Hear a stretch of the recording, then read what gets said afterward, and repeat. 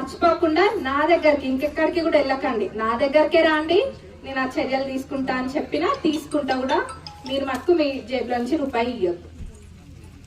మరి కాంగ్రెస్ ప్రభుత్వము ఇదే స్ఫూర్తితో ముందుకెళ్తుంది. ఇంకేమైనా పెండింగ్ పనులు ఉన్నా కానీ తప్పకుండా నెరవేరుస్తుంది కాంగ్రెస్ ప్రభుత్వము. ఇప్పుడే కాదు, ఏ సమస్య ఉన్నా కానీ నేను మొదటి నుంచి చెప్తున్నా, ప్రచారం రోజు నుంచి చెప్తున్నా, ఏ సమస్య ఉన్నా కానీ నేరుగా మా దగ్గర రాండి. మీ బాధలు తీరవడానికే మేము ఉన్నాము, ప్రజాసేవ కోసమే ఇక్కడికి వచ్చినాము. మరి అందరూ కూడా దయచేసి అప్లై చేసుకోండి.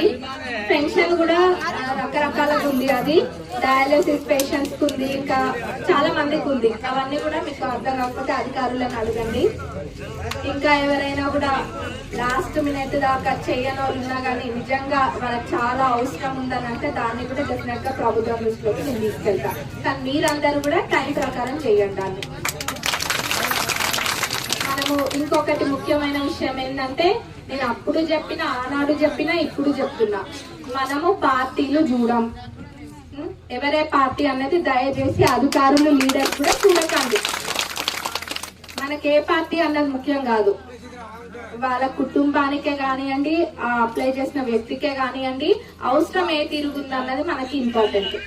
అంతేగాని వాళ్ళ ఆ పార్టీ వాళ్ళని, ఇంకో పార్టీ వాళ్ళని మనం భేదం చూపిస్తే మటుకు మనము చూపియద్దు.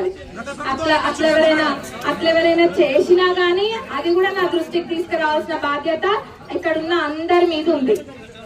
కాబట్టి అందరూ కూడా ఇది దృష్టిలో పెట్టుకోండి. డబ్బులు తీసుకోవద్దు, పార్టీలు చూడొద్దు, అర్హులైన వాళ్ళని మటుకు చూడాలి. ఇవన్నీ కూడా వెరిఫై అయితే తప్పకుండా మరి కాంగ్రెస్ ప్రభుత్వం అన్ని కూడా అమలు పరుస్తుంది. మళ్ళీ కలుద్దాం.